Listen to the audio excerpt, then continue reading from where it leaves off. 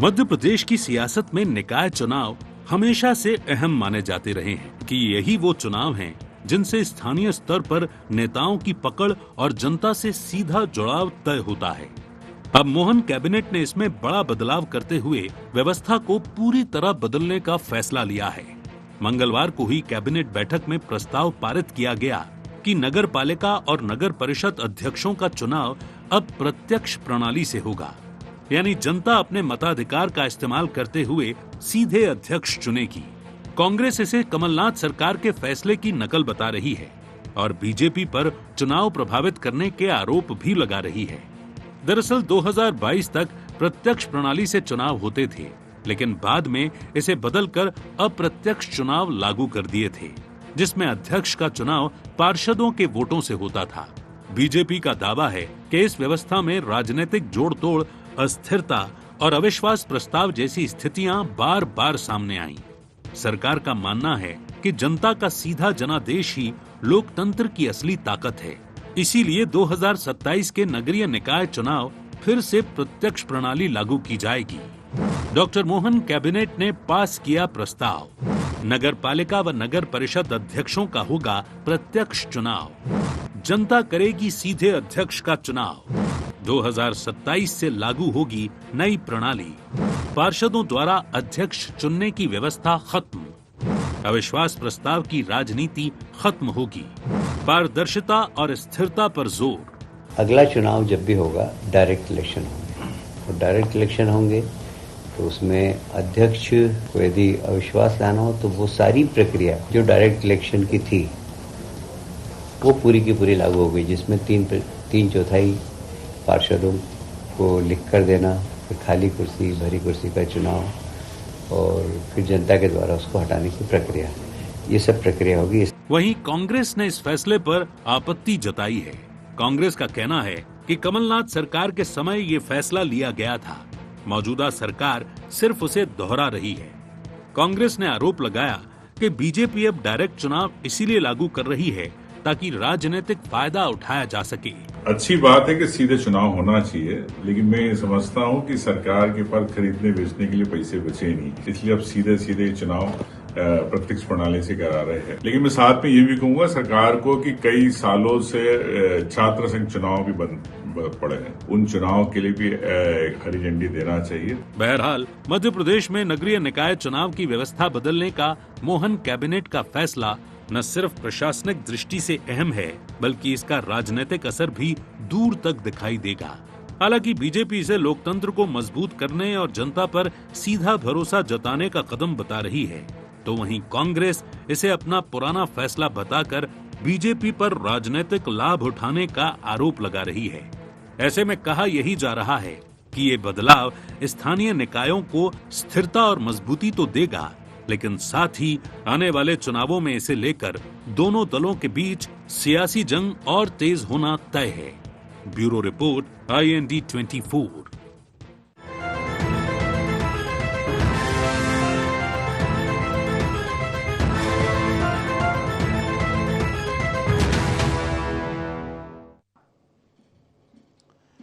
नमस्कार, IND एजेंडे में आपका बहुत बहुत स्वागत है। मैं हूं योगी राज योगेश।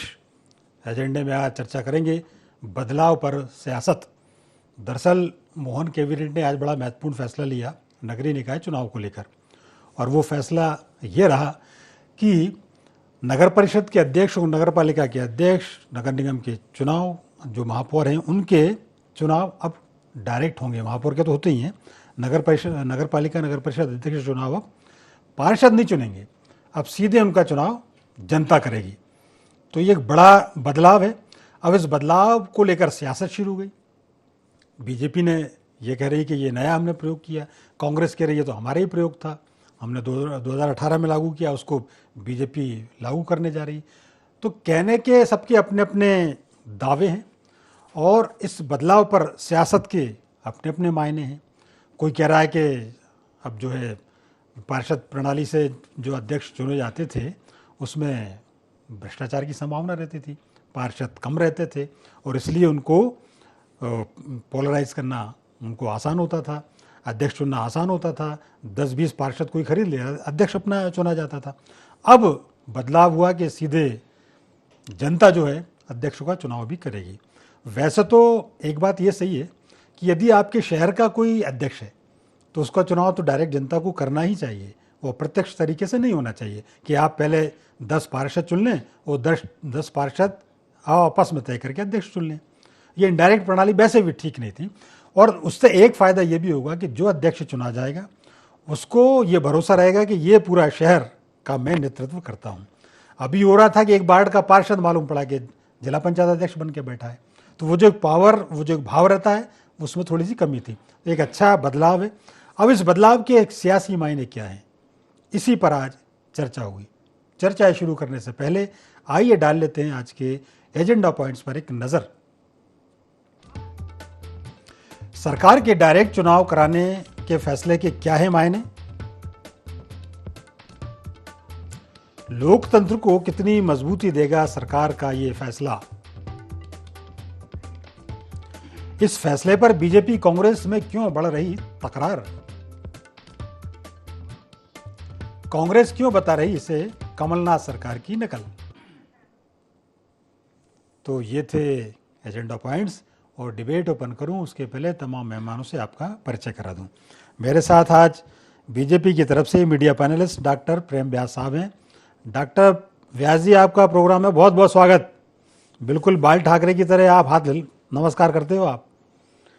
कांग्रेस के प्रवक्ता समर सिंह जी हमारे साथ हैं।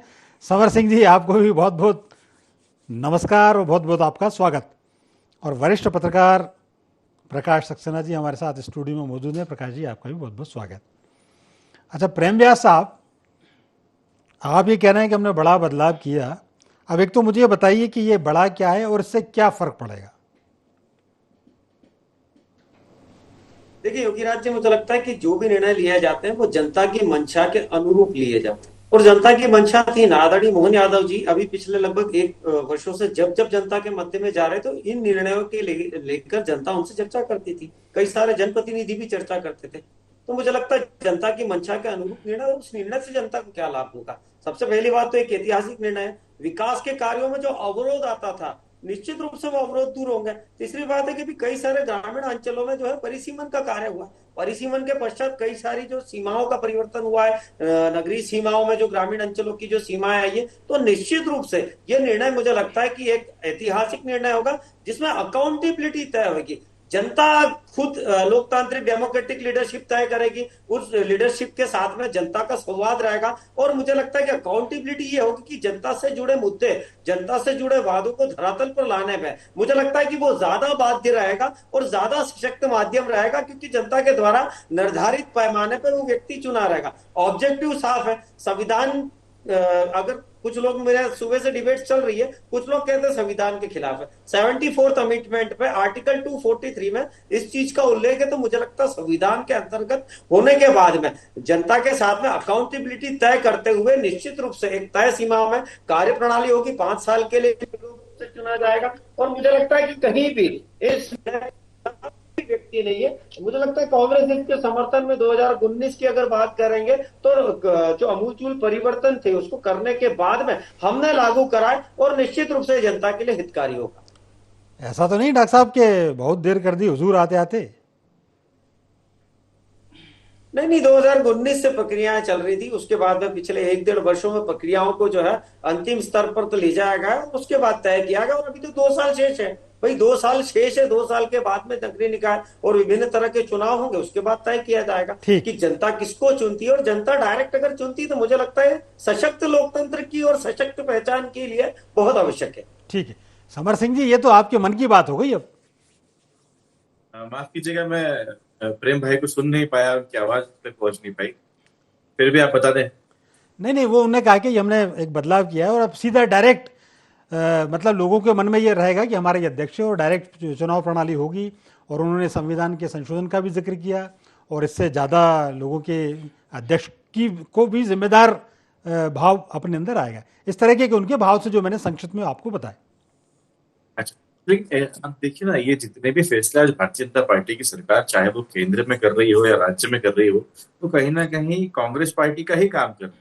मतलब सरकार मोदी जी की काम जो है राहुल गांधी जी और उनकी टीम और उनकी पार्टी जो करती है, चाहती है वो करते वही ये लोग।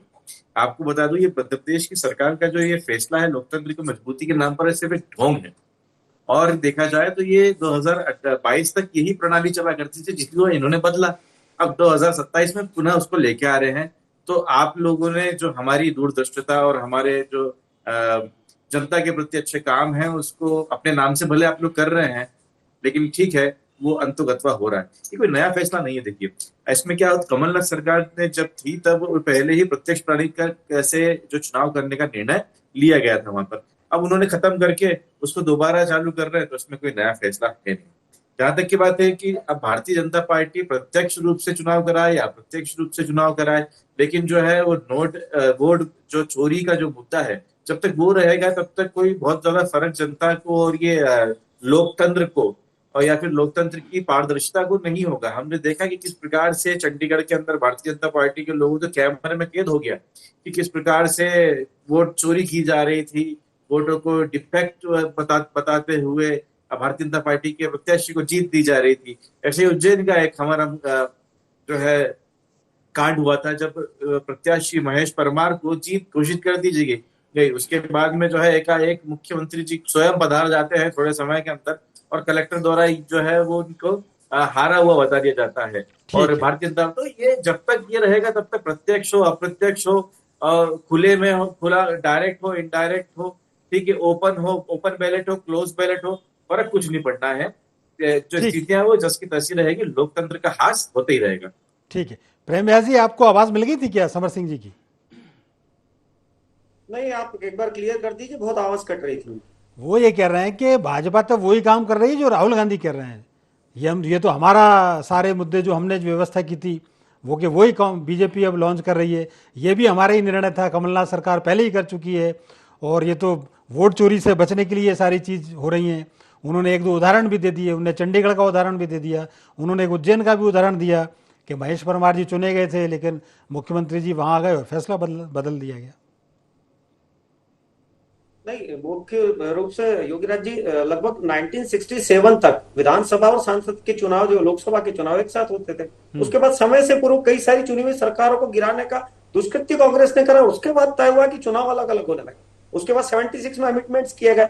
चुनी हुई सरकार को जो है जिस तरह से लोकतंत्र की हत्या कर दी गई, तो ये लोग मुझे लगता है इस तरह की बात करेंगे तो उचित नहीं होता। दूसरी तरफ है कि आप सीए एनआरसी के लिए बोलते हैं कि हम लेके आए, आज लागू करने की बात होती है तो वहां पर जाके विरोध प्रदर्शित करते हैं। तो मुझे लगता है जिस तरह, और उसके बाद में 10% आरक्षण की बात हो तो आप लेकर आए थे ना, उसके बाद में सुप्रीम कोर्ट ने खारिज कर दिया, फिर हम लेके आए और उसको सदृढ़ता के साथ में लागू भी करा और जनता उसका लाभ भी ले रही है। तो ये मूलभूत परिवर्तन और अंतर है। आप जब लेके आते हो चुनावी मंशा के तहत लेकर आते हो, समर सिंह जी जो है लाभ के लिए लेके आते हैं। समर सिंह जी बिल्कुल वैसे उंगली उठा रहा है जैसे एम्पायर आउट करार देता है किसी को। समर जी एक सेकंड में बोल लीजिए, मैं प्रकाश जी पास जाता हूं। कि प्रेम जी जीएसटी हम लेके आए, अन्य चीजें हमने करी, लेकिन जो एक माइंडसेट था उस जीएसटी को लेके आने में, उसमें जो स्लेब्स थी, हम किस प्रकार से लोगों को जो है उसका फायदा पहुंचाना चाहते हैं। हम चाहते थे कि कम से कम जो है वो उसमें लोगों को सिंप्लीफाई हो पाए जीएसटी, हमने ये चाहा। आपने उसको 5-5, 4-4 जो स्लैब में बनाकर उसको जो है क्या बोलते हैं और टिपिकल कर दिया। तो ये इम्प्लीमेंटेशन क्या हुआ, लाए हम आधार कार्ड भी हम लेके आए, लेकिन उसका क्या दुरुपयोग किया जनता जानती है। ठीक है, सीएनआरसी की बात हमने करी, लेकिन उसको किस प्रकार से आपने कम्युनल बना दिया वो जनता जानती है। जीएसटी हम लेकर आए, लेकिन आपने किस प्रकार से उसका माखोल उड़ा दिया। 8 साल तक जनता को लूटा, जिन चीजों पे कभी कर नहीं हुआ था उस पर आपने कर इम्पोज करने के बाद जनता को लूटने के बाद। एक रिमार्क में ले लेता हूँ प्रकाश जी का। जी प्रकाश जी, इस पूरे फैसले को, चूंकि मोहन सरकार की कैबिनेट का ये फैसला है, और वैसे तो एक अच्छा बढ़िया फैसला है कि जनता ही चुने भाई अध्यक्ष, केवल पार्षद चुन के क्यों रह जाए, और फिर पार्षद चुने अध्यक्ष को। तो ये बड़ी दिक्कत। अच्छा, कई बार ये होता है कि अध्यक्ष मालूम पड़ा कि है दूसरी पार्टी का, चुना गया वो पार्षदों के सहयोग से, तो वहाँ भी एक टसल की स्थिति बनती थी कि परिषद किसी की और अध्यक्ष किसी पार्टी का। नहीं, जहां तक मेरी याददाश्त है ये प्रक्रिया तो पहले थी, दिग्विजय सिंह जी के कार्यकाल में शुरू हुई थी। जैसे विभा पटेल जी का, राजू मालवीय जी का इलेक्शन जो हुआ था डायरेक्ट वोटिंग से ही हुआ था। तो उस समय जुडिशियल एक्टिविज्म ज़्यादा था, न्यायिक सक्रियता ज़्यादा थी, लोग रिफॉर्म्स की बातें बहुत करते थे, याचिकाएं खूब लगती थी, PIL वगैरह। तो उस समय दिग्विजय सिंह जी ने ये लागू किया था डायरेक्ट वोटिंग का नगर पालिका वगैरह में, और चलता आया। फिर अभी मैं जो देख रहा था कि 2019 में कमलनाथ सरकार में इसमें परिवर्तन लाए, तो इसमें ये पार्षदों द्वारा चुनाव की प्रक्रिया चालू हुई, और राइट टू रिकॉल, मतलब जनता को यह अधिकार भी था कि वो चाहे तो अपने प्रतिनिधि को वापस बुला ले, तो उसको समाप्त कर दिया गया था। फिर शिवराज जी ने 2020 में इसको वापस लागू किया, जिसमें अध्यक्ष और मेयर दोनों के चुनाव सीधे होना थे, और उसमें फिर 22 में इन्होंने फिर सिर्फ अध्यक्ष को हटा दिया और मेयर का डायरेक्ट इलेक्शन करा।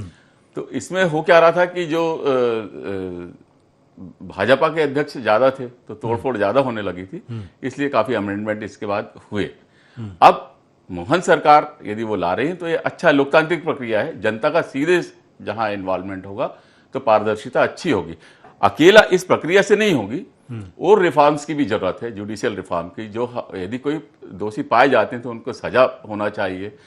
इतने घोटाले जो तोड़फोड़ की जो राजनीति होती है उसमें कई समझौते होते थे जिससे जनधन की हानि ज्यादा होती थी, तो इसके साथ और भी रिफॉर्म्स की जरूरत है। ठीक बात। एक सवाल प्रेम व्यास जी, असल में है क्या कि एक ये भी है कि जैसे मान लो आपको अविश्वास प्रस्ताव का जो मामला आता है अध्यक्ष के खिलाफ, अब ये हो गया है कि 4 साल तक आप ला ही नहीं सकते, तो 4 साल तक नहीं आएगा तो फिर टाइम बचे ही क्या? फिर वो चूंकि उसको अविश्वास प्रस्ताव लाते लाते इतना टाइम लग जाता है कि साल 6 महीने तो उसकी प्रोसेस में लगता है, तब तक तो उसका कार्यकाल ही पूरा हो जाएगा। उसमें भी 3/4 पार्षदों की आवश्यकता महसूस होती है, तो ये भी थोड़ा सा एक बड़ा, इसको क्या आप के दृष्टिकोण में ये कैसा फैसला है अविश्वास प्रस्ताव की? राइट टू रिकॉल की व्यवस्था तो यहाँ भी रहेगी ना, राइट टू रिकॉल की व्यवस्था यहाँ भी रहेगी। ठीक है, जनता ही चुन रही है, जनता ही उनके खिलाफ अगर अविश्वास प्रदर्शित करती है तो निश्चित रूप से, और इसीलिए मैंने कहा कि अकाउंटेबिलिटी बढ़ती है। जब जनता स्वयं चुन के जाती है तो अकाउंटेबिलिटी बढ़ती है। दूसरा, डिसेंट्रलाइजेशन होगा।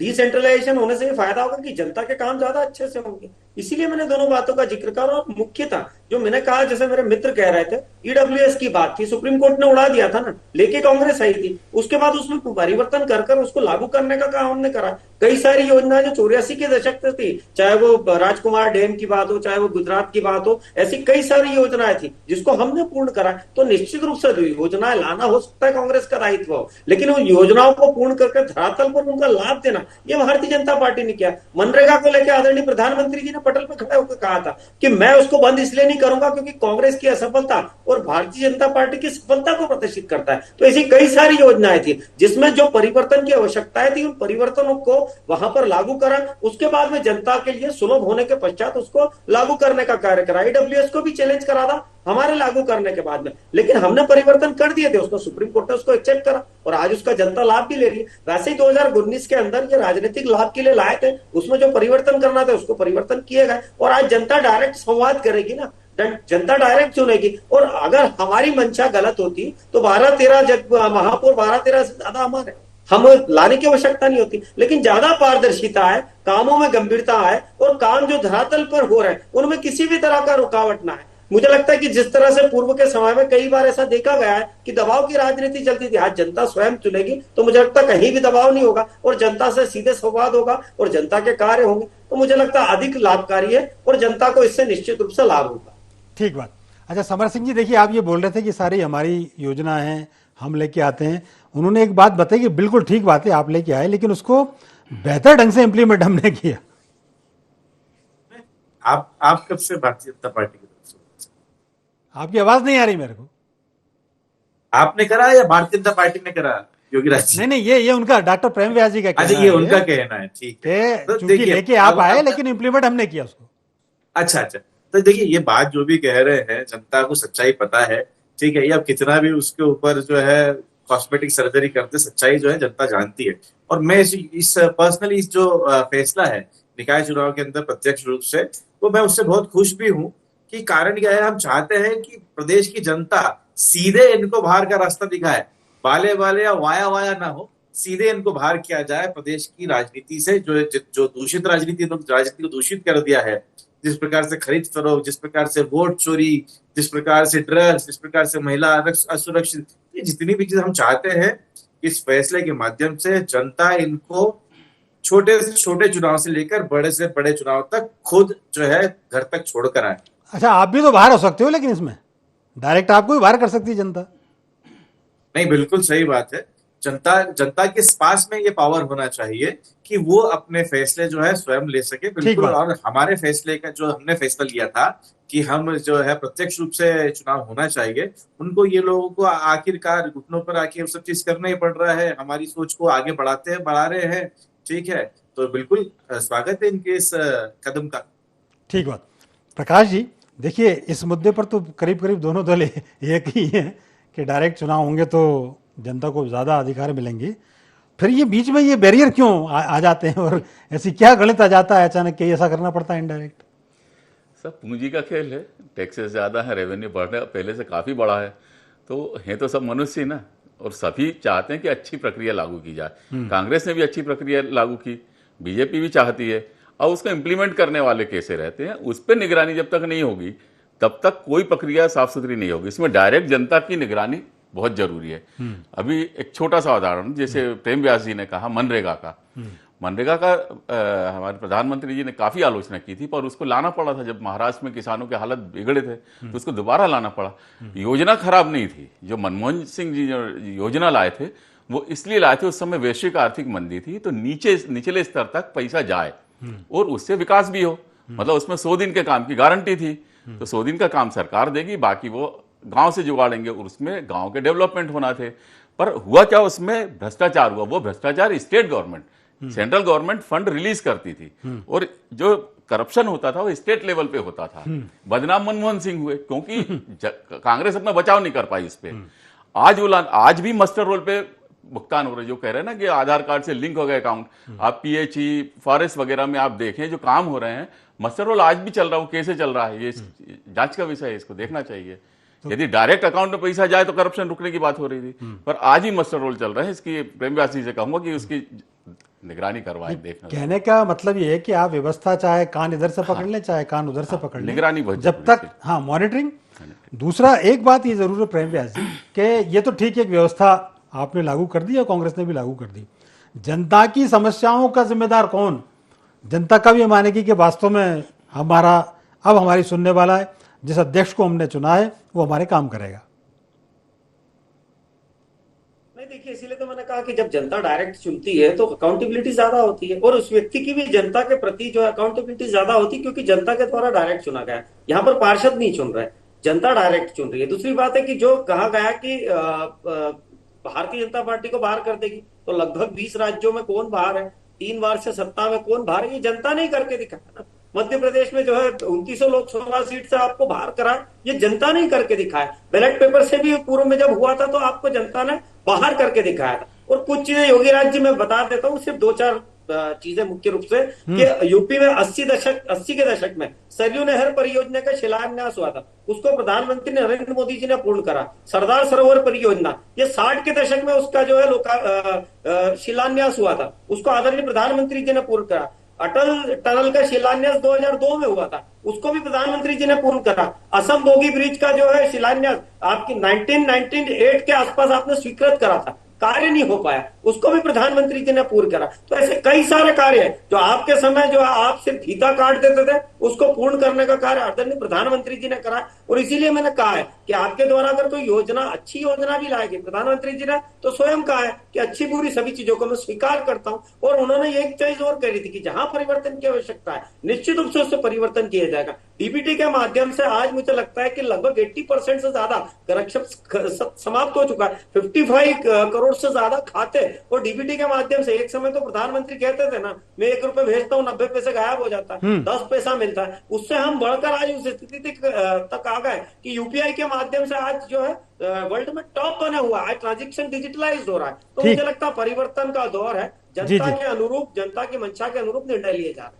ठीक है, देखिए समर सिंह जी, वो तो सैकड़ों वर्ष पुराने, मतलब आपके शासन के रुके हुए काम पूरे कर रहे हैं। वो तो देखा मैंने, जिस प्रकार से एक बार मोदी जी जाते हैं वो मिशन ऑफ मार्स का, तो विफल हो जाता है तो पहले तो मिलकर चले जाते हैं, फिर उनको याद आता है फोटो खिंचाना तो रह ही गया, फिर आते हैं और वो वैज्ञानिक से गले मिल मिल कर रोते हैं, उनको भी रुला देते हैं, भावुक कर देते हैं। इस प्रकार का काम करना कोई बहुत बड़ा काम नहीं है, ठीक है। जिसकी जितनी समझ उसी प्रकार से काम तो उन्होंने हौसला बढ़ाया था। मैं सुन लीजिए, योगी राज जी, अब आप उनको बिना इंटरप्शन के सुनते हैं, हमको भी तो सुनिए। हाँ, आपको भी सुन रहे हैं जी। माना विपक्ष में आपके इतने फायदे के लोग नहीं है। बिल्कुल बिल्कुल, सुनिए सुन रहे हैं आप।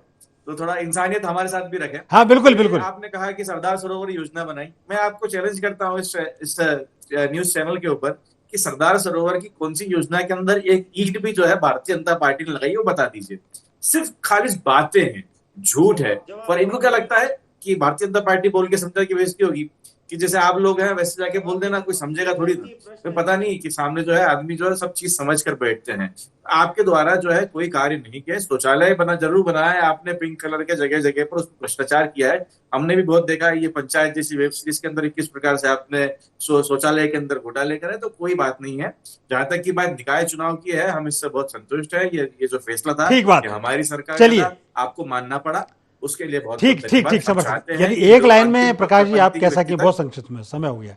नहीं बहुत अच्छा रिफॉर्म। देखिए जो भी अच्छा काम होता है उसको स्वागत करना चाहिए। डायरेक्ट वोटिंग, जनता को कुछ अधिकार मिले हैं, लेकिन जनता का जितना इन्वॉल्वमेंट बढ़ेगा, पारदर्शिता, जैसे आरटीआई एक्ट था जी जी, वो कमजोर हो रहा है, आप इधर रिफॉर्म कर रहे हैं वो वीक हो रहा है। बिल्कुल ठीक है। तो जनता की निगरानी जब प्रक्रिया आएगी तो करप्शन कम हो। बिल्कुल, ये आपने ठीक बात कही। और मेन उद्देश्य है करप्शन कम होना चाहिए। प्रत्यक्ष लागू करें चाहे अप्रत्यक्ष लागू करें, और ये तो बहुत अच्छा डिसीजन है कि अब जनता खुद तय करे।